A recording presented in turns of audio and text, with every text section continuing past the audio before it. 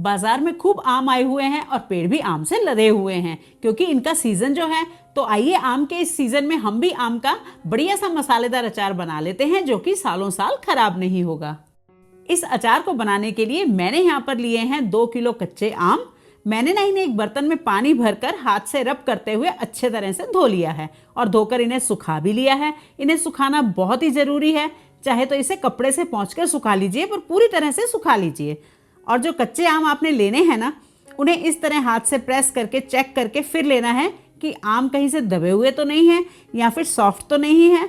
एकदम टाइट आम यहाँ पर लेने हैं। आम अगर सॉफ्ट होंगे ना तो अचार लंबे समय तक टिकेगा नहीं। आज मैं आम का अचार बिना गुठली वाला बनाने वाली हूँ, इसीलिए मैं इन्हें घर पर ही इस तरह से कट कर रही हूँ। गुठली वाला अचार है ना, मेरे पास पिछले साल का बचा हुआ है। और अगर आप गुठली वाला अचार बनाना चाहते हैं ना तो आम वाले या सब्जी वाले भैया से कटवा लीजिए, क्योंकि उनके पास ना एक बड़ा सा स्पेशल आम काटने वाला औजार होता है। हम तो उसे टोका कहते हैं, आप क्या कहते हैं मुझे कमेंट करके जरूर बताइए। और अगर आपके पास वैसा आम काटने वाला है ना तो आप घर पर ही इनकी कटिंग कर सकते हैं। अचार चाहे आप गुठली वाला बनाइए या बिना गुठली का, टेस्ट एक जैसा ही बनेगा। और पीसेस का साइज है ना, आप अपने हिसाब से छोटा या बड़ा कर सकते हैं। मैंने इन्हें इस तरह से छोटे छोटे पीसेस में कट कर लिया है। छोटे पीसेस कट करने से ना अचार वेस्ट नहीं होता, जितनी ज़रूरत है उतना अचार खाने के लिए ले सकते हैं। अब इन कटे हुए आम के पीसेस या आम की फांकों को ना हम एक बड़े से बर्तन में ट्रांसफ़र कर देंगे। और जो बर्तन आप लेंगे ना यहाँ पर, वो लोहे का या एल्युमिनियम का नहीं होना चाहिए। स्टील, कांच, चीनी मिट्टी या फिर प्लास्टिक का लीजिए। और अब इसमें ऐड करेंगे 2 टेबलस्पून नमक। आम का अचार तो रेडीमेड भी बहुत मिलता है बाजार में, लेकिन घर पर बना हुआ अचार हाइजेनिक होता है।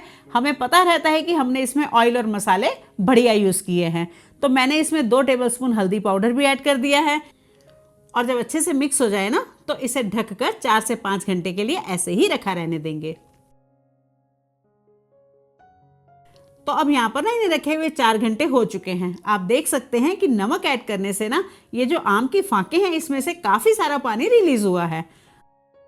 और अब हम क्या करेंगे कि एक छलनी को किसी बर्तन पर रख लेंगे और इन हल्दी और नमक लगे हुए आम की फांकों को ना छलनी में ट्रांसफ़र कर देंगे। पानी और आम की फांकें जो हैं वो अलग अलग हो जाएंगी। और अब इन्हें हम 10 मिनट तक इसी तरह से छलनी में पड़ा रहने देंगे। वो क्या है ना कि पानी तो अलग हो गया है, पर फिर भी जो थोड़ा बहुत पानी इनके अंदर होगा ना वो भी धीरे धीरे निचड़ जाएगा। और अब 10 मिनट बाद छलनी को हटा लेंगे। और ये पानी है ना जो, इसका इस्तेमाल मैं अचार बनाने में बिल्कुल नहीं करूँगी। और अब यहाँ पर एक कॉटन का कपड़ा बिछाकर उसके ऊपर ये नमक और हल्दी लगे हुए आम के टुकड़ों को फैला देंगे। सारी तरफ अच्छे से फैला देंगे।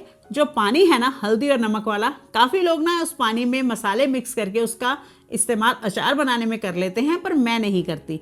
अगर इस पानी का इस्तेमाल करेंगे ना तो अचार ज़्यादा खट्टा बनता है। और अगर आपके यहाँ पे धूप है तो इन्हें धूप में 3 से 4 घंटे के लिए सुखा लीजिए, नहीं तो पंखे की हवा में सुखा लीजिए। मैं इन्हें पंखे की हवा में सुखाऊंगी। मैंने इन्हें एक टेबल पर ना सूखने के लिए डाल दिया है और इस टेबल को 5 से 6 घंटे के लिए पंखे के नीचे रखकर इन्हें अच्छे से सुखा लूँगी। और अब यहाँ देखिए, इन कटे हुए आम की फांकों को ना मैंने 6 घंटे तक पंखे की हवा में रखकर सुखा लिया है और ये काफ़ी हद तक सूख भी गई हैं। इनका मॉइस्चर पहले से कम हो गया है। और ये ज़रूरी भी नहीं है कि इन्हें 5 से 6 घंटे ही सुखाना है, आप इन्हें रात भर भी पंखे की हवा में सुखा सकते हैं। जो जॉब करते हैं ना उन्हें दिन में टाइम नहीं मिलता, तो वो रात भर इन्हें सुखा लें और फिर सुबह मसाले और तेल ऐड करके अचार तैयार कर लें। और अब हम अचार का बढ़िया सा मसाला तैयार करते हैं। एक पैन लेंगे और उस पैन में जाएगा 3 टेबलस्पून मेथी दाना जो कि वज़न में 30 ग्राम है, 5 टेबलस्पून पीली यानी कि अचारी राई जो कि वज़न में 50 ग्राम है, 2 टेबलस्पून ब्लैक वाली राई जो कि वज़न में 20 ग्राम है और 1 कप अचारी सौंफ, ये भी वज़न में 100 ग्राम है। और 1 टीस्पून साबुत काली मिर्ची और 1 टुकड़ा दालचीनी का। इन सभी मसालों को लगातार चलाते हुए ड्राई रोस्ट करेंगे।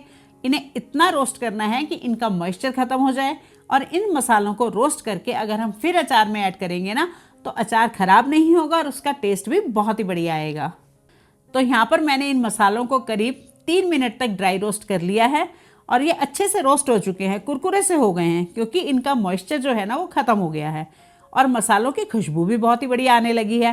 तो अब यहाँ पर गैस की फ्लेम को ऑफ कर देंगे और इन मसालों को ना थोड़ा सा ठंडा करके फिर इन्हें मोटा दरदरा ग्राइंड कर लेना है। और अब इसी गरम पैन में जाएगा 4 टेबलस्पून नमक। नमक में भी मॉइस्चर होता है, खासकर बरसात के सीज़न में। तो यहाँ पर ना हमें गैस की फ्लेम को ऑन नहीं करना है। पैन गरम है ना, तो इसकी हीट में ही नमक जो है इसका मॉइस्चर ख़त्म हो जाएगा और नमक ड्राई हो जाएगा। नमक के साथ ही इसमें ऐड करेंगे 2 टेबलस्पून कलौंजी। कलौंजी को मैंने ग्राइंड नहीं करना है ना, इसीलिए मसालों के साथ ड्राई रोस्ट नहीं किया है। इसे अलग से नमक के साथ ही रोस्ट कर लेंगे और ये पैन की हीट में अच्छे से रोस्ट हो जाएगी, इसका मॉइस्चर भी खत्म हो जाएगा। अब यहाँ देखिए, मैंने इन रोस्ट किए हुए मसालों को ना हल्का सा ठंडा करने के बाद इस तरह का मोटा दरदरा ग्राइंड कर लिया है। मिक्सी को ऑन ऑफ करते हुए 3 या 4 बार चलाना है बस, तो इस तरह का दरदरा सा मसाला तैयार हो जाएगा। कुछ मसाले जो हैं वो तो ग्राइंड हो गए हैं और कुछ मसाले दिख भी रहे हैं, तो बस इसी तरह का ही हमें इन्हें ग्राइंड कर लेना है। और अब एक पैन में ना 1 कप यानी कि 200 ml सरसों का तेल डालकर गरम कर लेंगे। ध्यान रहे कि तेल को केवल गरम करना है, तेज गरम नहीं करना, यानी कि जलाना नहीं है, बस गुनगुने से थोड़ा सा ज़्यादा गरम करना है। और जब ये गरम हो जाएगा ना, तो गैस की फ्लेम को ऑफ कर देंगे और फिर इसमें 1 टीस्पून हींग भी ऐड कर देंगे।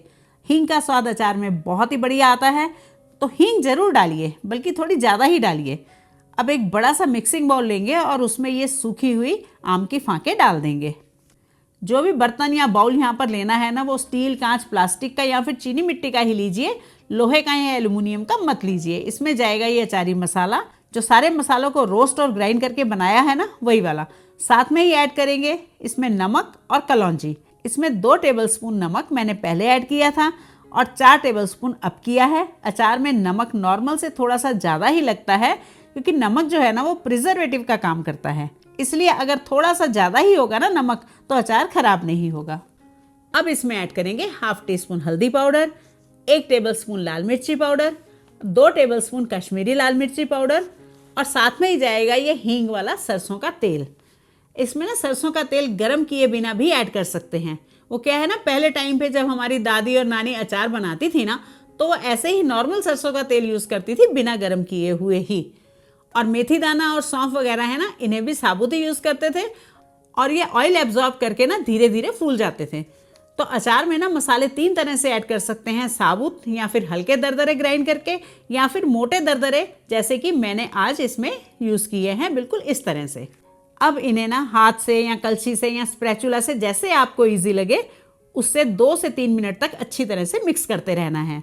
गर्मी का लू चलने वाला मौसम चला जाए और बरसात का मौसम आने से पहले जो बीच का समय होता है ना, उसमें अचार बनाए तो ये अचार खराब नहीं होता। इस टाइम पे जो आम आते हैं ना, वो अचार बनाने के लिए एकदम परफेक्ट रहते हैं, बढ़िया रहते हैं। अच्छे से मिक्स करने के बाद अब ये आम का बढ़िया सा अचार तैयार है। इसमें से मसालों की बहुत ही अच्छी खुशबू आ रही है। पर अभी ना मैं इसे जार में नहीं भरूंगी, बल्कि इसी बाउल में रखा रहने दूंगी 3 से 4 दिन तक। और ऊपर से ना एक पतला सूती कपड़ा बांध देंगे। देखिए इस तरह से कपड़ा इस तरह से बांधना है कि कहीं से भी खुला ना रहे। और 3 से 4 दिन तक डेली कपड़ा हटाकर इसे एक बार जरूर चलाना है। अब यहाँ पर 3 दिन तक कपड़ा बांध कर रखने के बाद अब हम इसमें ऐड करेंगे गरम किया हुआ 1.5 कप सरसों का तेल। 1 कप पहले मसालों के साथ ऐड किया था और अब 1.5 कप, यानी कि ये हो गया 500 ml तेल। गरम से मेरा मतलब है कि ऑयल को केवल गरम करना है, तेज गरम नहीं करना, जलाना नहीं है। सरसों का तेल और नमक दोनों ही प्रिजर्वेटिव हैं, ये अचार को खराब नहीं होने देते।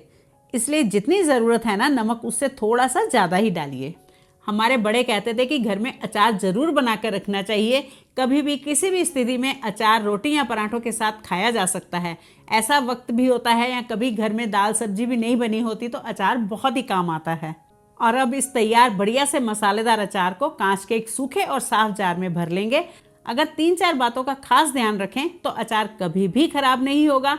जैसे कि आम को काटने के बाद सुखा लेना है, मसालों और नमक को ड्राई रोस्ट करके यूज़ करना है, और जिस जार में अचार भरना है ना, वो एकदम साफ और सूखा होना चाहिए। और जिस चम्मच से या हाथ से अचार जार में से निकालना है, वो चम्मच और हाथ भी साफ और सूखे होने चाहिए। और आटे वाले हाथ तो अचार को बिल्कुल भी नहीं लगने चाहिए। तो ये लीजिए, इस साल का अचार तो हो गया तैयार और अगले साल फिर से बढ़िया सा अचार बनाएंगे। इस तैयार अचार को अभी भी खा सकते हैं, पर अगर इसे 5 से 6 दिन रखकर खाएंगे ना, तो ये अचार और ज़्यादा टेस्टी हो जाएगा। मेथी दाना, सौंफ जो है ना, ऑयल में अच्छे से फूल जाएंगे और बाकी के नमक मिर्च मसाले भी अच्छे से रस मिस जाएंगे।